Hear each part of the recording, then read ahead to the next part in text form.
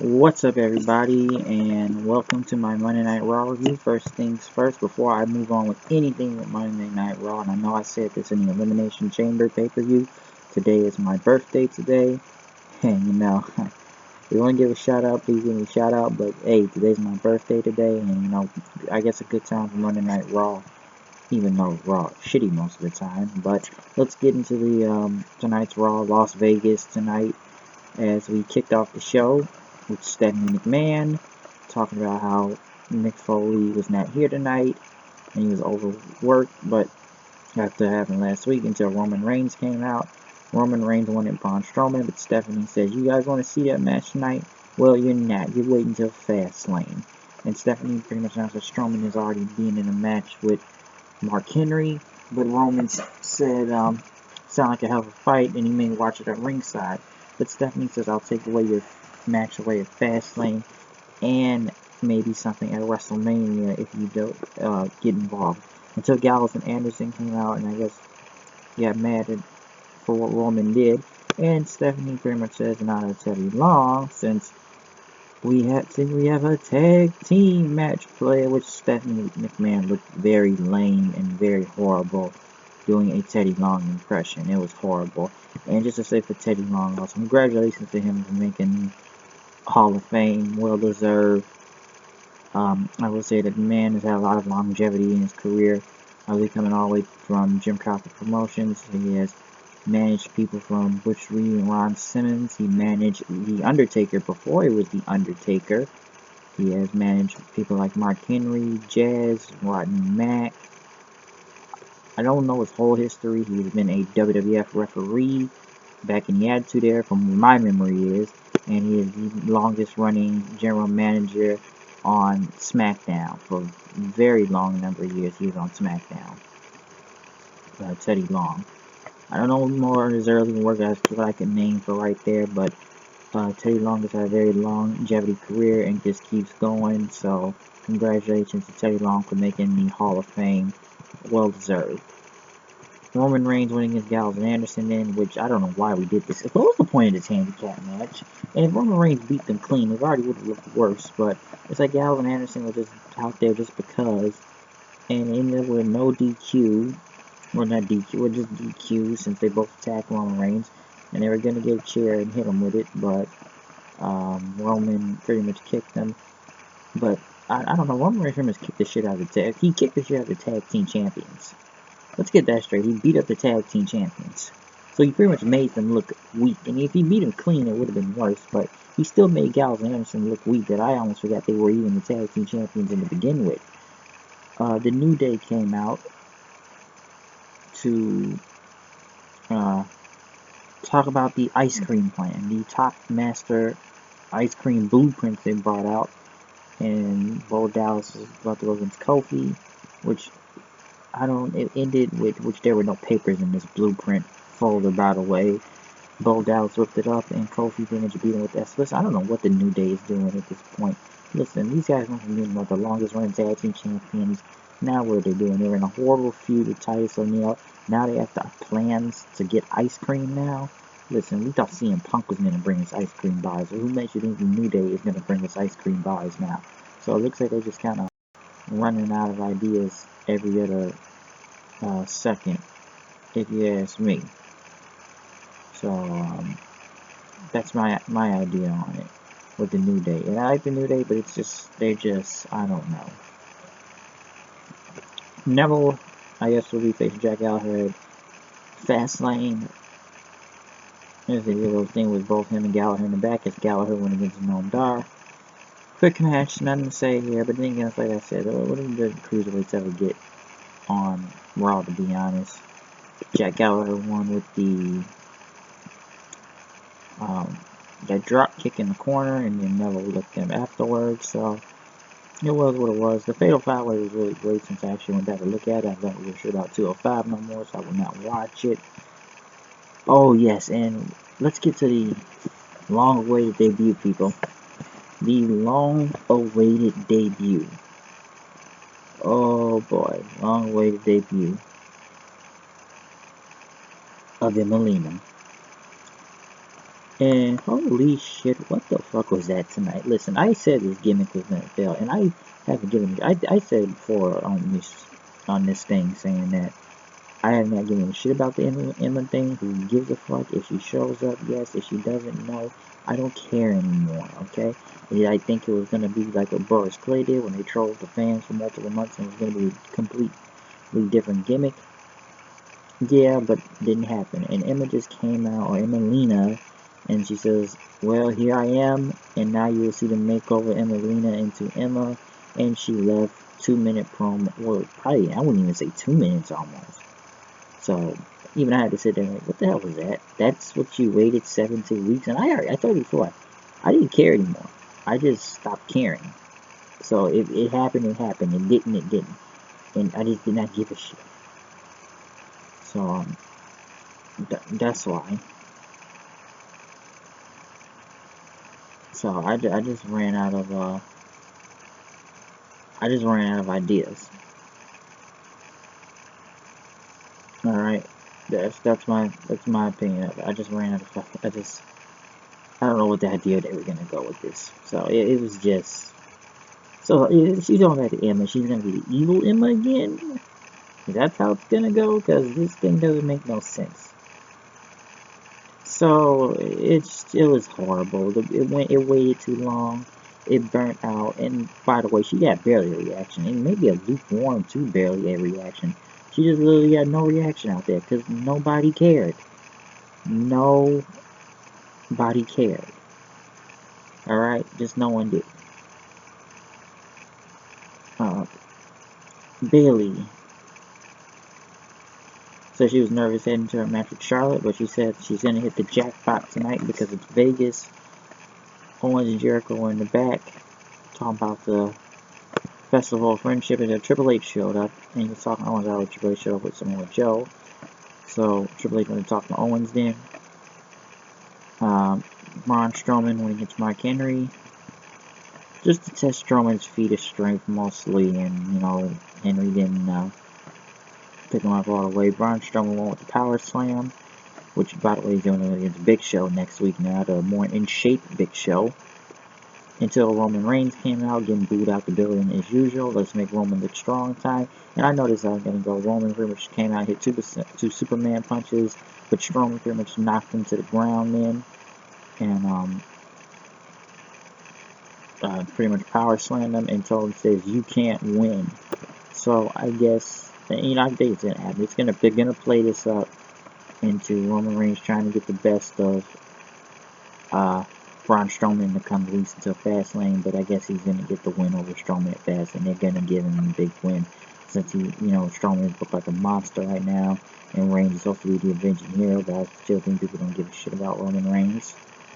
Sheamus and Cesaro were warming up Bayley until Enzo and Cass showed up, which Sheamus could barely even say Raw, and I guess it's going to be a match with Enzo and Cesaro tonight. Samoa Joe, it was an interview with Cole, which this was probably one of the best things out of the night with Samoa Joe's interview. Talked about he's can't WWE to hurt people. And the only person cares about Triple H because Triple H gave him a chance. I came up from NXT, and he lets his actions speak for themselves. And Cole said that, if Hunter is afraid of Seth Rollins, and Joe said, Hunter doesn't justify anything, WWE. He's dead because he wasn't in WWE before. I would have been before, but WWE was too afraid to hire him. And he says Rollins was the crown jewel of WWE for years, and he couldn't even last for me 2 minutes, he says. And once again, Cole brought up Seth Rollins. If he's going to slay the king, Triple H. And Joe says, is this about me or is this about Hunter? And he looked like he was getting annoyed, pretty much. And he said, if Rollins shows up, he has no problem putting him back to the shelf. If Seth Rollins even makes it to WrestleMania, really. And since Samoa Joe debut, I beat the man, I beat the guy. So I'm here to take everything he says. He says, I'm not here to be happy like Sammy. I'm not happy to be here like Sami Zayn and stuff. So that's how it's gonna go. And no one can stand toe to toe with him. And Cole listed off people from Shawn Michaels, Batista, Randy Orton, Seth Rollins. They've all had relationships with Hunter until they've gone sour because they betrayed him. And Samoa Joe said the difference between me and these men is I didn't need to be propped by Hunter, you know, like I didn't need Triple H's help. He says I'm not as heavy. He pretty much made it clear, and he's doing what's best for business. And he's just the creator, unleashed the destroyer. So a very great interview, which didn't make him look stupid, and he was actually calculated and actually intelligent. Like not just a heavy and everything. So that's how it's gonna go. Sami Zayn then went against Rusev. Sami won, and after that, Sami Zayn was interviewed and talked about Samoa Joe. He said, Samoa Joe, you want to come clean a message? Why don't you come to me? He says, I lost against my title shot list for the U.S. title. But he says, come on, man, until Samoa Joe's music hit. And after Sami Zayn looked for him, but Joe took him down and started throwing him against the video screen and choked him out with the Bikini Clutch. And Joe says, you're going to say my name? Put some respect on my name. You better put some respect on that man's name, Samoa Joe. So most likely they'll have a match at Fastlane, which sometimes, you know, I like Sami Zayn, but Sami Zayn, they send him out there to get killed sometimes. They send him to get killed out by Braun Strowman, now they're going to send him to get killed out by Samoa Joe, which he beat Rusev, or who gives a crap about Rusev at this point. Akira Tozawa going against Daivari, which this thing is now getting over, so I kind of saw that coming. That's getting over now. Yeah, it was not a long match. He beat Daivari, hit that snap German suplex then, which was very awesome. So it was an alright match. I'll give it that. Brian Kendrick was on commentary, clapping his hands for him. And then next was the Festival of Friendship. Chris Jericho, which was hilarious in this. Showman pretty much had the hat and everything. Showgirls come out, and they brought this the art of Jericho, this sculpture, $7,000. As Owens didn't know how to take it. And it's all about the creation of Adam, about the creation of Kevin, which was this picture of like the creation, I guess, Adam and Eve, whatever. And Jericho, he said, Owens says he was uncomfortable. So I can't put this in. I got 2 kids. And he says, you're not even wearing pants. And then Jericho brought the friendship magician. And he does tricks, something. And he kept doing these magic tricks. And Owens says, I bought my son a magic trick kit. And he's 9 years old. He can do this too. And Jericho got mad and said, get out of here. And Owens says, where'd you find this magician? Craigslist.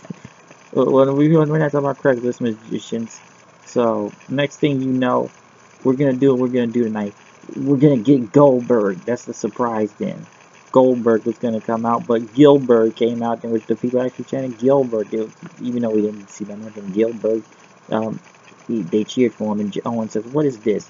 As Jericho pretty much is, well, you know, the Gilbert thing was funny, and he says sorry about it and everything. But,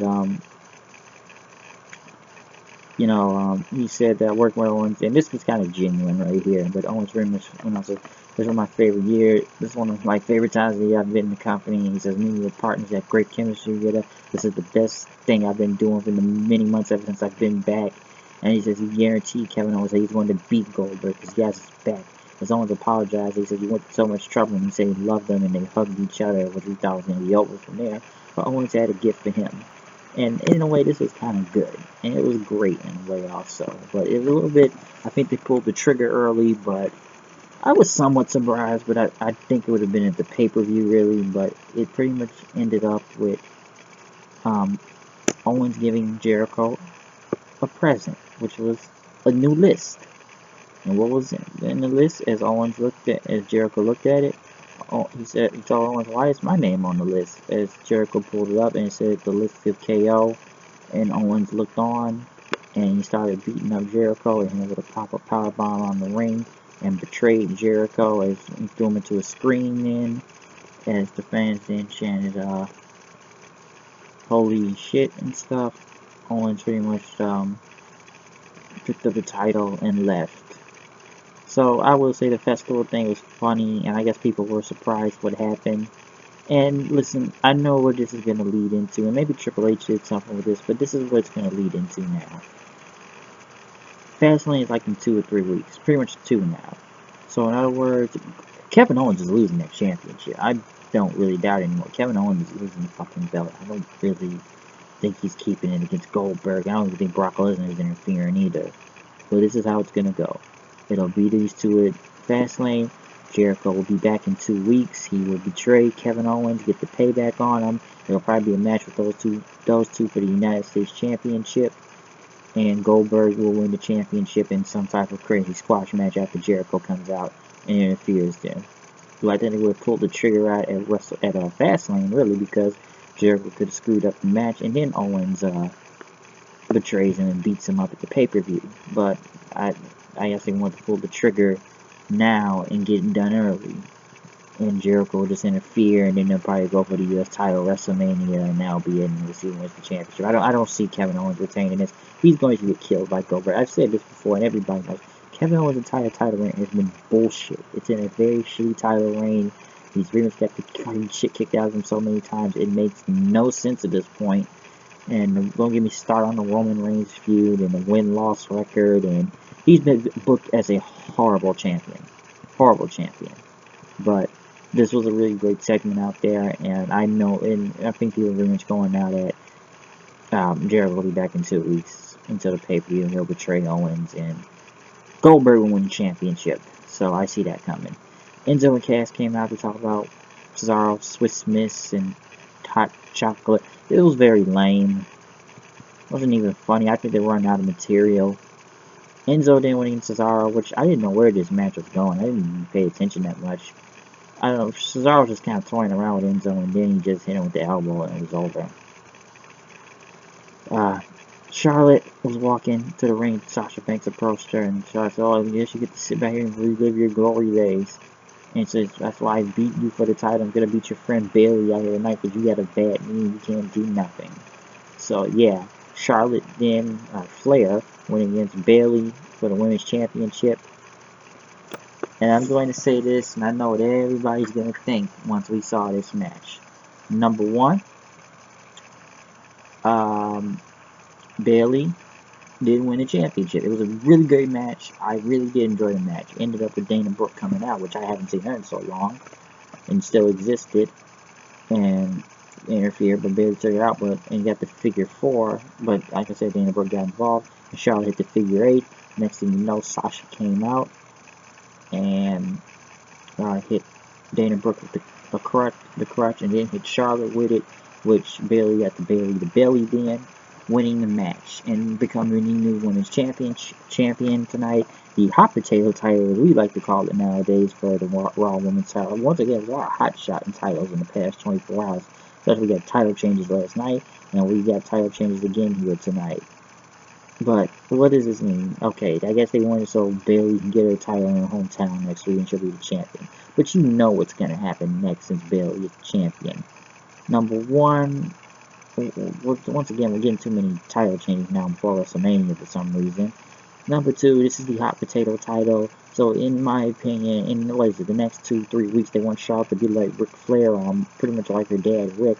Or even better than Trish Stratus, but mostly like Ric Flair. She'll win the title at Fastlane at the pay-per-view. Charlotte will get her rematch there and stuff. So I think Bayley could have won at the pay-per-view. That would have been a bigger moment. And it was still, people still had fun and they watched it and they liked it and everything. But even I think she would have won at the pay-per-view and not tonight. I thought it would be a screwy finish.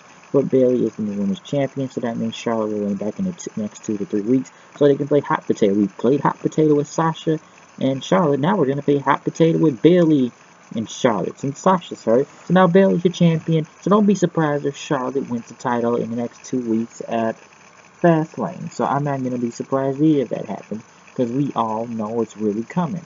So I don't see really a difference in this. But mostly the big things of the night maybe was the Owens and Jericho thing, which Owens betrayed Jericho, Bayley won the title, and maybe the Samoa Joe thing also, since he had a really great interview and stuff. Russia's show was here and there, some stuff was the shits, but I'm sure a lot of people are going to be pissed at the main event, because even I had to say, I got so tired of this whole hot potato thing, and I did like the Charlotte and Sasha thing going, but even I said, I don't care anymore, because we knew that title was going to play hot potato. Hot potato here, hot potato there, hot potato here, and now it's going to be with Bayley this time. Hot potato here, hot potato there, hot potato.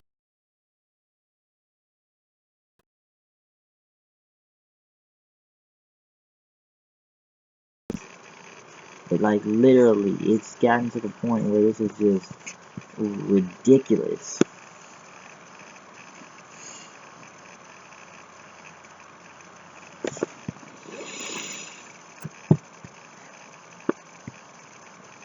But yeah, that's what I got to say about Raw tonight.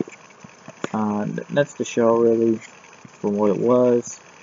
Um, like I said, we already went through most of everything, and like I said, hot potato belt.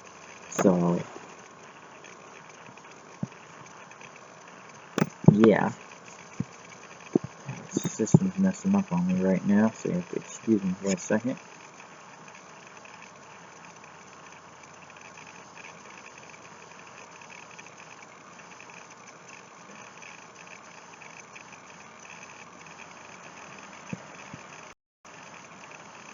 Yeah, but that's pretty much what we had tonight. This is my Raw review. Make sure you check out my Elimination Chamber live reactions and review that I post up right now. Just want to thank anybody out there that wished me a happy birthday today. And I am out from here. That's my review of Monday Night Raw. And if you have any questions or comments, please leave in the comment box below down there. So I am out of here. I'll see you guys later. Peace out. If I missed anything, please remind me of it.